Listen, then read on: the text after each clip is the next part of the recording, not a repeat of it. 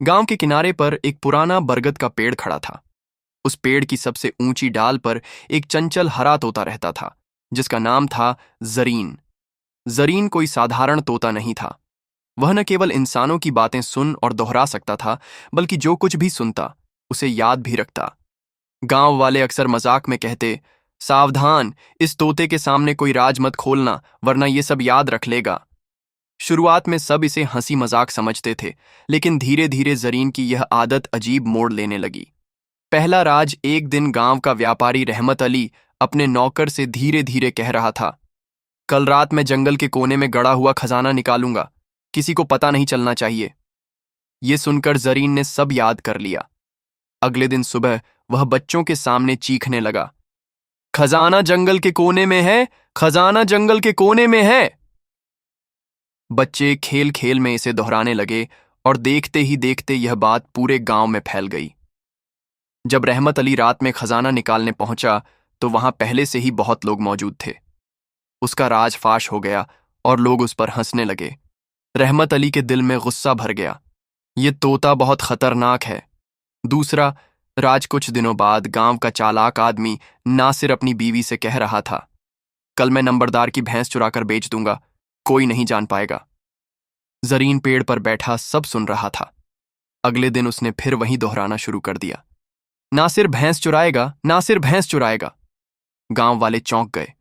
उन्होंने रात को निगरानी की और सचमुच नासिर रंगे हाथों पकड़ लिया गया। गांव बच गया और सब फिर कहने लगे, यह कोई आम तोता नहीं, यह तो राजदार तोता है। लेकिन जिनके राज खुले थे उनके दिल में नफरत भरने लगी। साजिश जरीन की इज्जत गांव में बढ़ती गई। लोग उसकी बातें सच मानने लगे। लेकिन रहमत अली और नासिर अंदर ही अंदर जलने लगे। एक रात दोनों ने योजना बनाई, अगर यह तोता जिंदा रहा तो हमारी बर्बादी तय है, इसे पकड़कर बेच देंगे।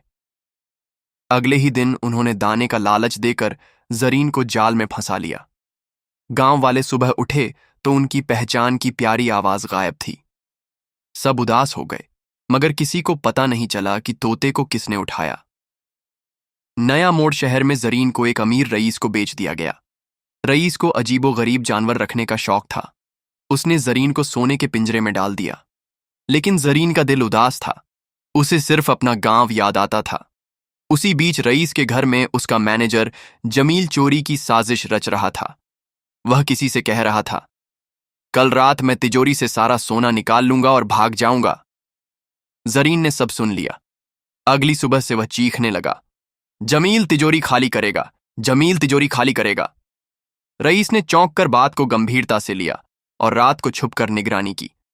सचमुच जमील चोरी करते पकड़ा गया। रईस हैरान था। उसने जरीन को इनाम दिया और बोला, तुम मेरी रक्षा करने वाले हो, कोई साधारण तोता नहीं।